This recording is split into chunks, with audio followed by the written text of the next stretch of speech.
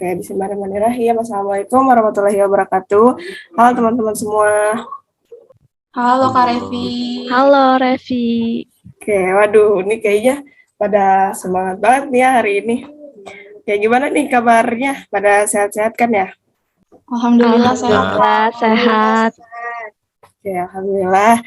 Aku harap juga nih teman-teman di rumah yang lagi nonton video ini sehat selalu juga ya. Oke, sebelum dimulai mungkin kita perkenalan diri dulu dari gua ya. Halo teman-teman semua, kenalin gua Revi Triwadani Rifai, biasa disapa Revi. Nah, di sini gua nggak sendiri nih, ada teman-teman gue yang keren-keren parah sih, kece banget nih dari kelompok 5. Yang pertama ada Kak Audi Azahra. Boleh dong say hi. Halo teman-teman semuanya, salam kenal. Salam kenal. Selanjutnya ada Lina Rahmawati nih. Halo Kak Lina. Halo Kak Revi, halo teman-teman semua. Kenalin, aku Lina. Oke, halo. Selanjutnya ada Nurulia Amanda nih.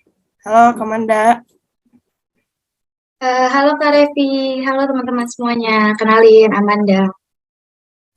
Oke, yang terakhir nih ada yang paling ganteng sendiri nih ya di antara kita. Ada Bang Fatian Ilham. Halo Ilham. Halo Kak Revi, halo teman-teman semua, kenalin gue Ilham. Oke, salam kenal semuanya. Nah itu dia nih partner-partner diskusi bareng kita kali ini. Oke, salam kenal ya teman-teman semua.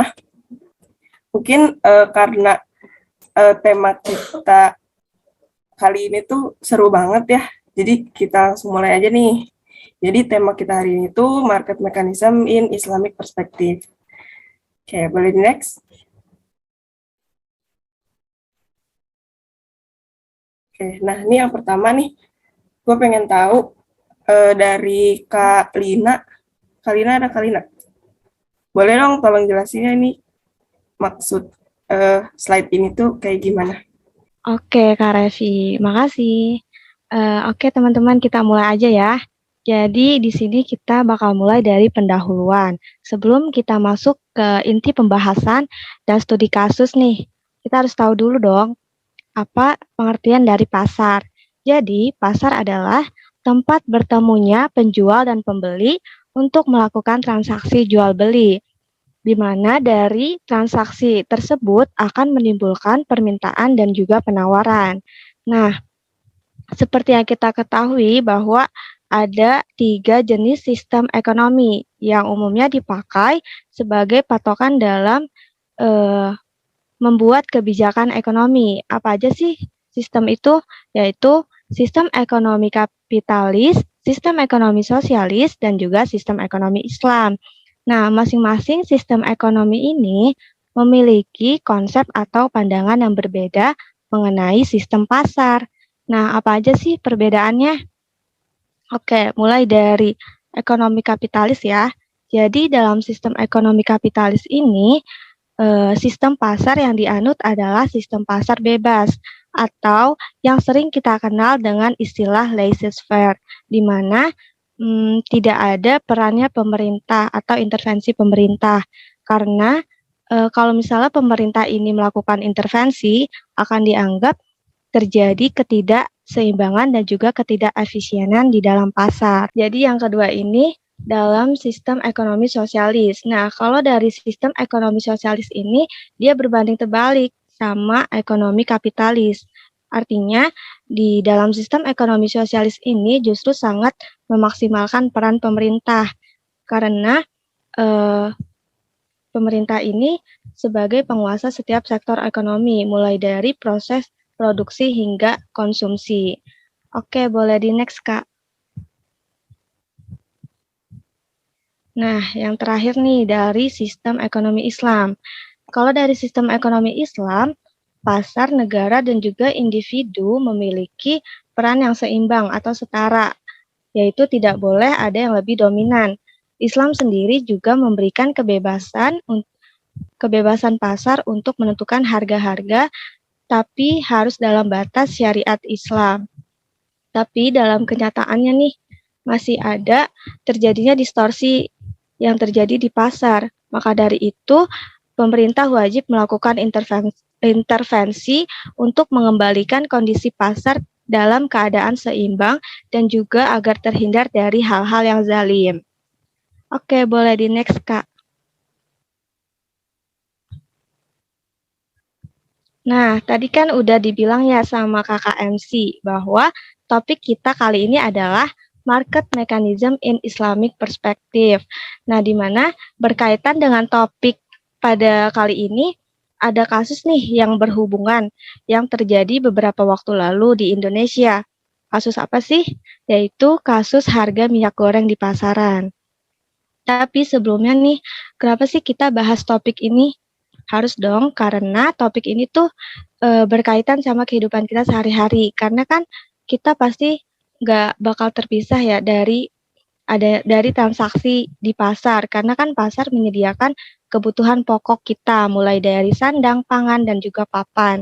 Selain itu, dengan mempelajari mekanisme pasar, kita juga bisa nih menganalisis kasus-kasus yang terjadi berdasarkan teori-teori yang udah kita pelajarin. Nah, jadi seperti itu teman-teman. Oke, terima kasih Lina. Wah, keren banget nih penjelasannya.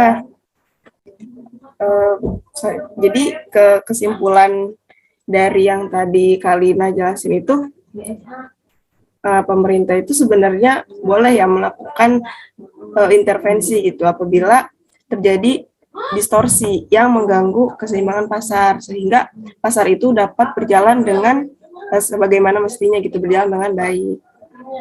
Oke, boleh langsung di next aja.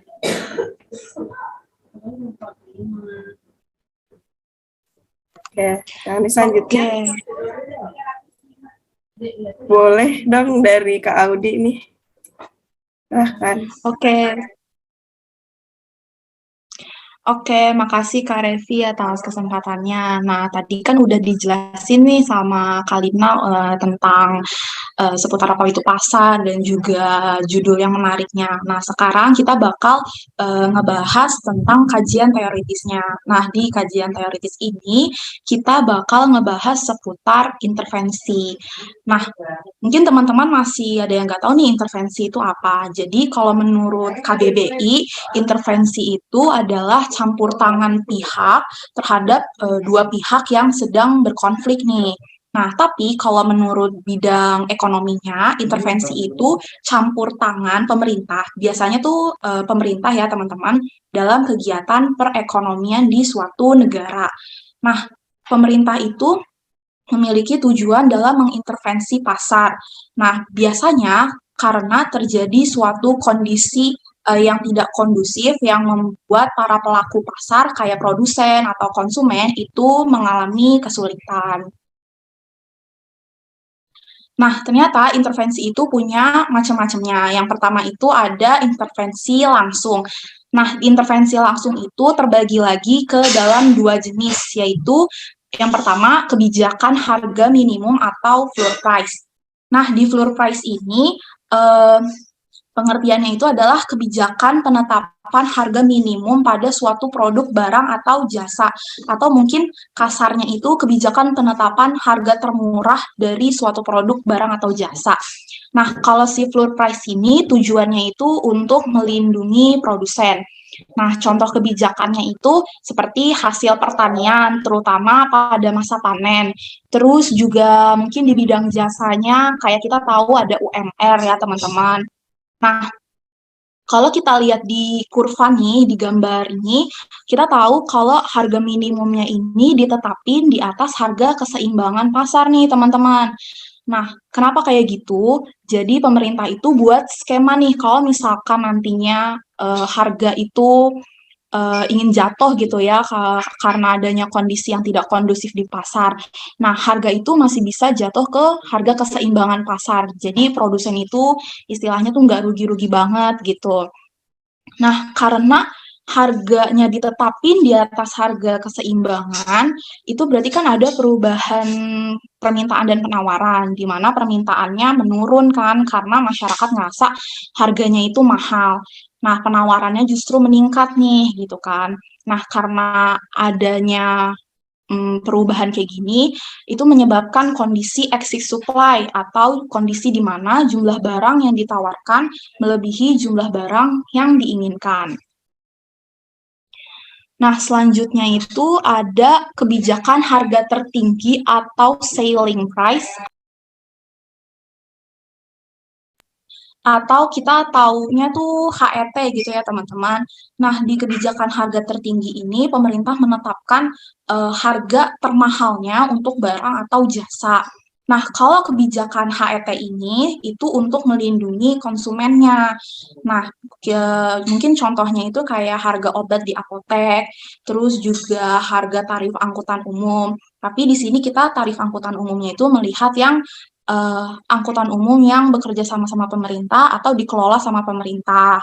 Kayak contohnya Transjakarta, terus juga tiket pesawat gitu, itu kan rata-rata harganya ditetapin sama pemerintah ya teman-teman.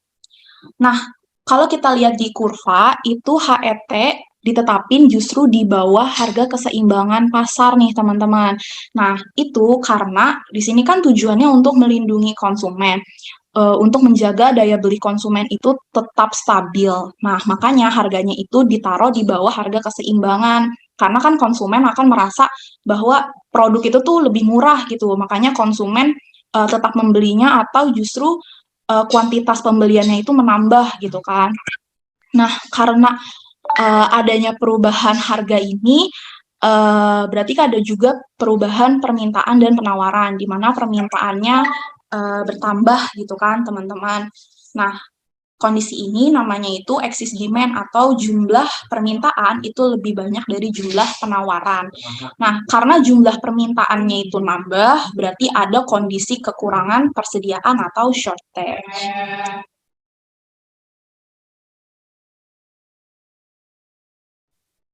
Nah, selanjutnya itu kita ke intervensi yang kedua, jenis intervensi yang kedua, yaitu intervensi tidak langsung. Nah, intervensi tidak langsung ini yang pertama ada kebijakan pajak. Nah, penetapan pajak ini diberlakukan di berbagai sektor. Kita juga tahu nih, pajak di Indonesia itu banyak banget kan. Kayak ada pajak penghasilan, pajak bangunan, terus juga ada pajak impor. Nah, kalau pajak impor ini, kita lihat dari sisi ekonominya, itu tujuannya untuk melindungi produsen domestik supaya bisa bersaing sama produk-produk yang datang dari luar negeri. Nah, kalau pemberian subsidi itu umumnya pemerintah memberikan subsidi ke barang-barang kebutuhan pokok masyarakat, contohnya tuh kayak sembako. Nah, selanjutnya kita tadi udah ngebahas nih teman-teman intervensi secara umum. Nah, kita bakal ngebahas intervensi harga dalam Islam nih, lebih rincinya lagi. Nah, jadi sebenarnya dalam Islam itu tidak mengharapkan adanya intervensi. Jadi Islam harga yang berlaku dalam Islam itu terjadi karena adanya permintaan dan penawaran di pasar. Nah, ulama fikih juga membagi penetapan harga ke dalam dua jenis. Yang pertama, harga berlaku secara alami atau bisa dikatakan mekanisme pasar berjalan efektif. Yang kedua, harga suatu produk yang ditetapkan oleh pemerintah setelah mempertimbangkan modal. Sistem ini disebut dengan taksir al-jabari. Nah, kalau kita lihat nih, kalau dalam ekonomi Islam, harga itu pemerintah itu tidak boleh mengintervensi pasar gitu kan teman-teman. Harga juga berlaku karena adanya permintaan dan penawaran. Nah, kalau di ekonomi liberal itu harga pemerintah juga nggak boleh nih mengintervensi pasar, karena kan di ekonomi liberal itu benar-benar menganut yang kebebasan ya. Jadi istilahnya itu kayak sesuka hati penjual pembeli dalam menentukan harganya. Nah, kalau di ekonomi sosialis, itu pemerintah justru diwajibkan dalam menentukan harga. Karena kan kita tahu di ekonomi sosialis itu, pemerintah itu mengatur segala kehidupan masyarakatnya, teman-teman. Nah, sekarang kita ngelihat pendapat tokoh ekonomi Islam terhadap tentang penetapan harga nih. Yang pertama itu ada tokoh Abu Yusuf. Nah, menurut Abu Yusuf, beliau itu menentang apabila ada pihak yang mengendalikan harga, karena menurut beliau bahwa harga itu memiliki hubungan dengan penawaran dan permintaan. Jadi beliau itu menganut pendapat bahwa harga itu merupakan ketentuan Allah yang mutlak. Jadi beliau itu menentang apabila ada yang mengendalikan harga. Tokoh yang kedua itu ada dari Al-Ghazali. Jadi menurut beliau bahwa harga pasar merupakan keteraturan alami. Menurut beliau bahwa pemerintah sebenarnya juga punya peran penting nih dalam pasar, walaupun pemerintah tidak ikut secara aktif dalam kegiatan pasar. Nah, jadi peran pemerintah di sini itu lebih ke pengawasan pasar atau kita mengenal dengan namanya lembaga hisbah. Nah, yang ketiga itu tokoh dari Ibnu Taimiyah. Nah, Ibnu Taimiyah memiliki pandangan lain, yaitu naik dan turunnya harga itu tidak selalu berkaitan dengan kezoliman yang dilakukan seseorang. Sesekali alasannya itu karena adanya kekurangan dalam produksi ataupun penurunan impor dari barang-barang yang diminta. Nah, menurut buku yang ditulis beliau, yaitu Kitab Al-Hisbah, bahwa intervensi pasar oleh pemerintah itu juga dibutuhkan untuk menumpas para pelaku ekonomi yang bermain curang dengan tujuan untuk mensejahterakan masyarakat. Ibnu Taimiyah juga menganggap bahwa mekanisme pasar yang bermain itu sebenarnya bukan campur tangan dari pihak manapun. Jadi intinya tuh beliau setuju nih kalau pemerintah itu ada ikut campurnya dalam kondisi pasar. Tapi menurut beliau lebih adil lagi kalau kondisi di pasar itu lebih real, lebih efektif kalau tanpa campur tangan dari pihak manapun. Nah, yang keempat itu dari Ibnu Khaldun. Jadi menurut Ibnu Khaldun bahwa pemerintah itu tidak diperkenankan dalam penetapan harga karena menurut beliau itu akan merugikan satu pihak dan menguntungkan pihak yang lain. Sekian dari aku, Kak Revi, mungkin bisa dilanjutin sama Kak Revi. Oke, wah keren banget nih. Cukup panjang ya penjelasan dari Kak Audi nih. Jadi sebenarnya dalam ekonomi Islam itu harga sebenarnya yang harus terjadi di pasar itu terjadi karena mekanisme pasar ya. Dan emang tadi dilihat dari penjelasan Kak Audi ada beberapa tokoh ekonomi Muslim yang punya perbedaan pendapat juga nih mengenai penetapan harga oleh pemerintah. Kayak gitu. Wah, keren banget sih ini. Oke, boleh di next kali ya.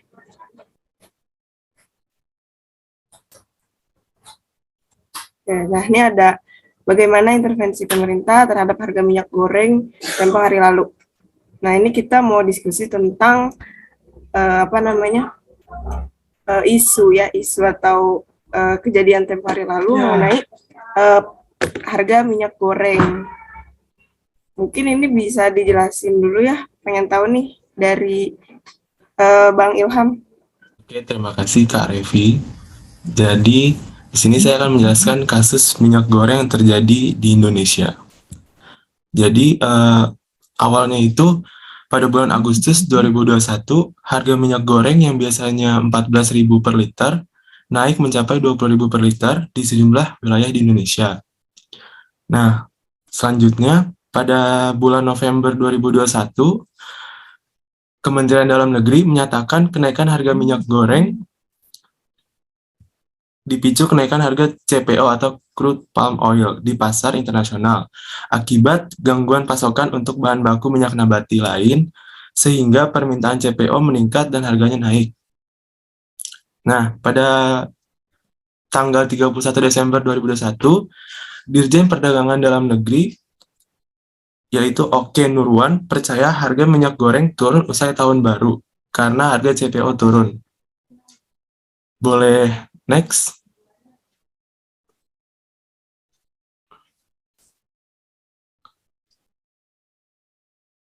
Nah, selanjutnya ini pada tanggal 3 Januari 2022, Presiden Jokowi memerintahkan Menteri Dalam Negeri agar segera mengatasi kenaikan harga minyak goreng. Nah, 18 Januari 2022, Kementerian Dalam Negeri memberlakukan kebijakan minyak goreng yaitu 14.000 per liter di retail mulai 19 Januari sampai Juni dan di pasar tradisional sepekan setelahnya. Nah, 27 Januari 2022, Kementerian Dalam Negeri memberlakukan kebijakan DMO dan DPO minyak goreng supaya harga turun.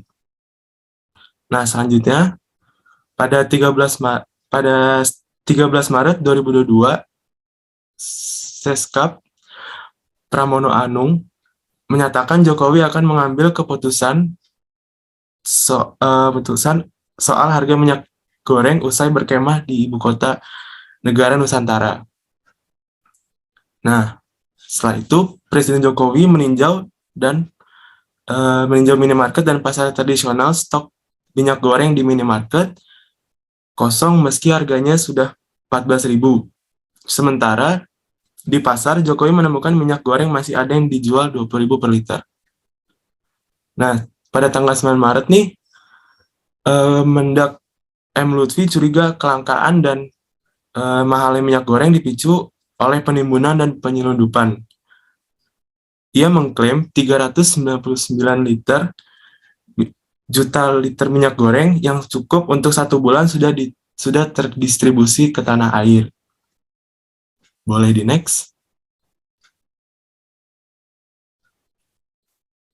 Nah, yang terakhir ini, pada tanggal 1 Februari 2022, harga eceran tertinggi minyak goreng itu menjadi minyak goreng curah menjadi 11.500, minyak goreng kemasan sederhana menjadi 13.500, dan minyak goreng kemasan premium menjadi 14.000. Meski demikian, minyak goreng masih langka dan mahal. Ya, cukup. Mungkin ada tambahan dari Kak Revi. Oke. Oh, jadi sebenarnya itu walaupun isu harga minyak goreng itu baru rame kemarin ya Februari 2022, tapi ternyata akar permasalahannya itu emang udah kelihatan gitu ya sejak Agustus 2021 kayak gitu. Terus tadi dijelasin juga bahwa emang naiknya harga minyak goreng di Indonesia khususnya itu tuh karena beberapa faktor juga ya, Bang Ilham. Tadi itu ada karena emang naiknya harga minyak nabati di dunia, terus karena ada pandemi COVID juga yang belum berakhir, dan memang ada masalah juga di proses distribusi dan logistiknya itu sendiri. Oke, wah. Boleh di next kali ya.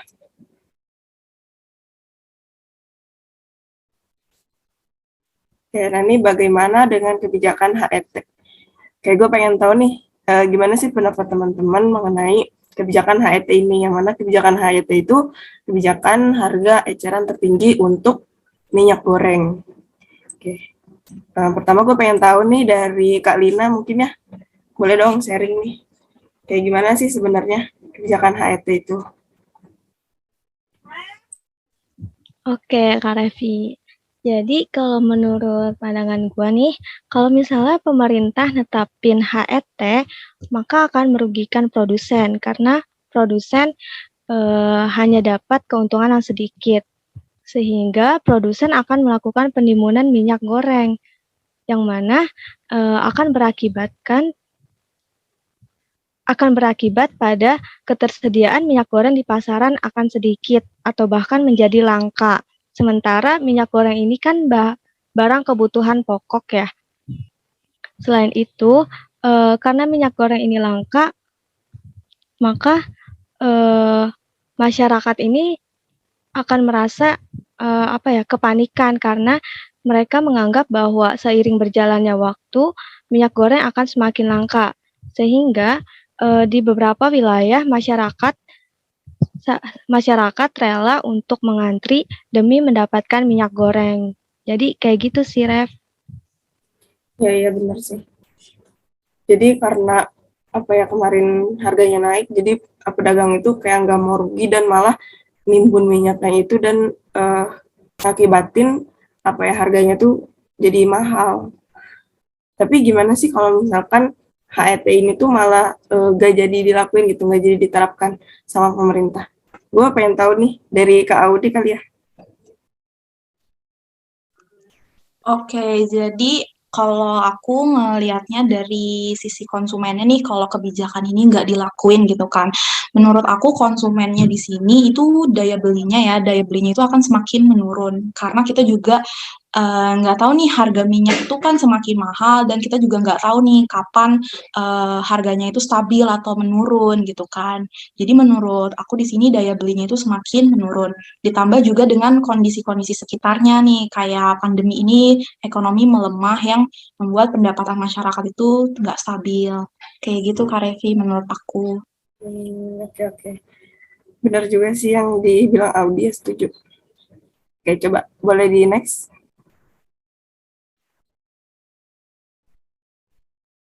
Oke, nah ini ada dari pandangan teori Ibnu Taimiyah sama Ibnu Khaldun. Gimana nih? Coba gue pengen tahu dari Bang Ilham ya. Ibnu Taimiyah gimana nih maksudnya? Kalau dari teori Ibnu Taimiyah ini, para pedagang menaikkan harga bukan semata menipu dan menzalimi pembeli, melainkan untuk mendapatkan keuntungan, kemudian mengambil dari pemikiran Ibnu Taimiyah dalam kondisi pasar yang sudah tidak memungkinkan dan diperlukan intervensi. Pemerintah boleh mengambil langkah atau kebijakan untuk meluruskannya. Dalam kasus ini, ketika produsen menaikkan harga yang cukup tinggi dan konsumen merasa keberatan akan harga tersebut, maka pemerintahlah yang mengambil alih atas harga tersebut, bisa dengan menetapkan harga secara langsung ataupun memberikan subsidi bantuan dan lain-lain. Ya, cukup. Oke, oke. Jadi kenaikan harga itu emang kalau kita lihat dari teori Ibnu Taimiyah ini nggak selalu karena kezaliman para pedagang juga, tapi bisa juga disebabkan oleh faktor-faktor lain gitu. Karena tadi kan juga udah dijelasin bahwa emang kenaikan minyak goreng itu kan bukan karena penimbunan para pedagang juga, tapi kan karena emang harga minyak dunia juga naik kayak gitu ya. Oke, ini selanjutnya ada dari pandangan teori Ibnu Khaldun. Boleh kali ya, Kak Amanda? Makasih Kak Revi kesempatannya. Di sini, seperti yang kita tahu, ada juga pendapat dari Ibnu Khaldun yang mengatakan bahwa mekanisme pasar yang terjadi secara alamiah dikarenakan permintaan dan penawaran. Jika harga mengalami kenaikan secara alami, yaitu karena meningkatnya permintaan ataupun setidaknya pasokan barang, maka artinya Allah Subhanahu wa Ta'ala ingin memberikan rezekinya kepada para produsen atau pedagang. Juga sebaliknya, jika harga mengalami penurunan secara alami, yaitu karena banyaknya pasokan barang atau menurunnya permintaan, maka artinya Allah ingin memberikan rezekinya kepada para konsumen atau pembeli. Berbeda dengan pemikiran Ibnu Taimiyah, Ibnu Khaldun sangat tidak menyarankan adanya harga dari pemerintah atau penguasa lainnya, karena menurutnya akan menimbulkan kerugian di salah satu pihak dan menguntungkan pihak lainnya.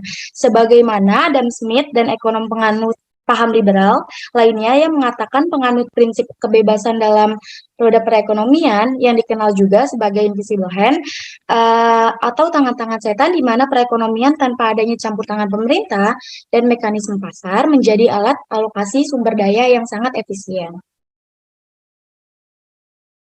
Oke, terima kasih Kak Amanda. Wah, keren banget nih diskusi kita kali ini. Coba di next dulu. Ada apa lagi nih selanjutnya? Nah, udah kesimpulan ya. Kesimpulan dari diskusi kita kali ini. Mungkin dari Kak Amanda ya. Boleh dong tolong jelasin nih gimana sih kesimpulan kita kali ini. Dari tadi apa yang sudah kita bahas, mungkin bisa disimpulin bahwa tidak sedikit masyarakat yang menerima penurunan pendapatan di masa pandemi, yang artinya mengakibatkan penurunan pembelian minyak goreng. Jika kebijakan HED dilakukan, menyebabkan produsen menimbun banyak minyak dan memikirkan keuntungan yang akan mereka dapat sendirinya. Begitu juga sebaliknya, jika tidak dilakukan, harga minyak semakin naik nih, dan pembelian semakin menurun. Pandangan lain dari para tokoh ekonomi Islam bahwa tidak sepenuhnya merupakan kezaliman pedagang, melainkan memang minyak dunia mengalami kenaikan harga. Jadi dapat disimpulkan juga bahwa setiap pemikiran memiliki sisi positif maupun negatif. Oke, terima kasih Kak Amanda. Boleh di next slide-nya. Oke, nah ini ada saran-saran dari kelompok 5 nih, dari kelompok kita. Boleh dong tolong dijelasin ya sama Bang Ilham. Nah, yang terakhir ini ada saran. Sarannya itu yang pertama melakukan operasi pasar untuk mengetahui kondisi pasar sebenarnya. Apakah suplai minyak goreng di pasar itu banyak atau tidak, dan atau apakah ada yang menimbun. Yang kedua, memastikan ketersediaan minyak goreng karena itu barang kebutuhan pokok. Yang ketiga, memastikan tidak adanya penyelewengan dalam distribusi minyak goreng. Yang keempat, mengembalikan harga sesuai mekanisme pasar. Yang terakhir itu memperlakukan pajak ekspor lebih tinggi apabila banyak produsen yang mengekspor minyak goreng ke luar negeri, sementara minyak goreng di dalam negeri langka. Oke. Oke, terima kasih Bang Ilham.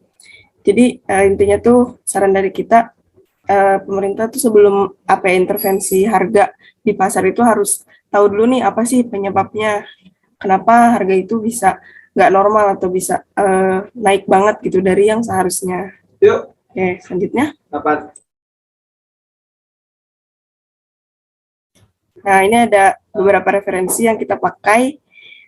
Oke, wah udah selesai nih diskusi kita kali ini. Terima kasih banyak nih buat teman-teman dari Kak Audi, Kak Manda, Kak Lina, Kak Ilham yang udah sharing bareng nih mengenai tema kita kali ini. Oke, mungkin dari kakak-kakak ada tambahan lagi gak nih? Atau udah cukup aja? Udah cukup Kak Revi, makasih teman-teman semuanya. Oke. Dari aku juga udah cukup, Kak. Oke, siap, mantap. Mungkin teman-teman penonton di rumah nih kalau misalkan pengen ikutan diskusi boleh banget ya di kolom komentar nih, karena kan kita juga masih belajar bareng-bareng, nanti kita sharing bareng lagi, kayak gitu ya. Terus mungkin sekian dari kami, kurang lebihnya mohon dimaafkan. Aku mau ditutup dengan pantun, ntar bilang cakep ya. Oke, Mentari Senja telah tenggelam. Cakep. Cakep. Cakep. Hujan turun Cakep. mulai terjatuh. Cakep. Kami tutup presentasi dengan salam. Assalamualaikum warahmatullahi wabarakatuh. Dadah. Waalaikumsalam. Waalaikumsalam. Dadah teman-teman semua. Terima kasih semua. Terima kasih semua.